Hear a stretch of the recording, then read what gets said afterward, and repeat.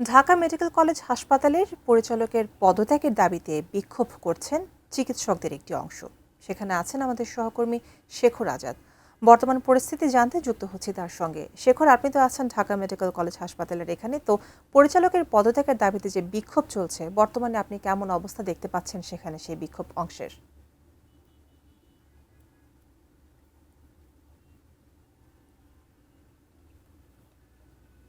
রুমিতা, এখন আসলে ঢাকা মেডিকেলের অবস্থা একেবারে স্বাভাবিক। সবকিছু ঠিক হয়ে গেছে। কিছুক্ষণ আগেই স্বাস্থ্য বিভাগের সদস্য সচিব কামরুজ্জামান চৌধুরী তিনি কথা বলেছেন।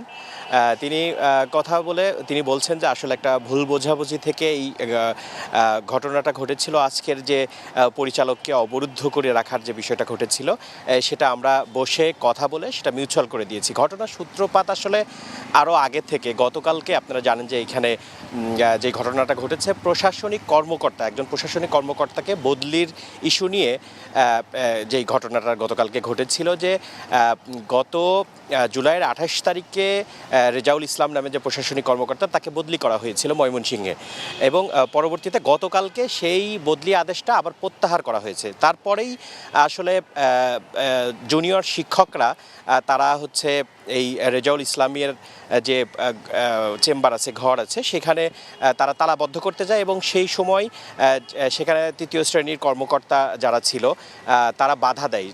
তখনই আসলে সেখানে এই যে তৃতীয় শ্রেণী কর্মকর্তা হানিফ, তাকে মারধর করা হয়, এবং সেই ঘটনায় তারা বিচার চেয়ে আজকে তারা হচ্ছে পরিচালকের কাছে স্মারকলিপি দেওয়ার আগ্রহ প্রকাশ করে। এবং ঠিক সেই সময়ই আসলে যারা কর্মচারীরা যারা যখন স্মারকলিপি দিতে আসে, ঠিক সেই সময় আবার জুনিয়র শিক্ষক তারাও এখানে উপস্থিত হয়ে তারা পরিচালকের পদত্যাগ দাবি করে তাকে অবরুদ্ধ করে।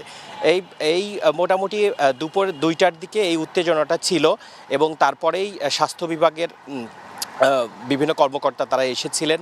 এসে পরিচালকের সাথে, তারপরে উভয় পক্ষের সাথে বসে তারা একটি বৈঠক করেছে, এবং বৈঠকের পরেই আসলে বিষয়টি মীমাংসার দিকে গিয়েছে। এবং কিছুক্ষণ আগেই আমাদেরকে এই বৈঠক শেষে আমাদেরকে সদস্য সচিব তিনি ব্রিফিং করে জানিয়েছে যে যেই সমস্যার হয়েছিল সেটা আমরা এখন সলিউশন করে দিয়েছি, এখন আর কোনো সমস্যা নেই।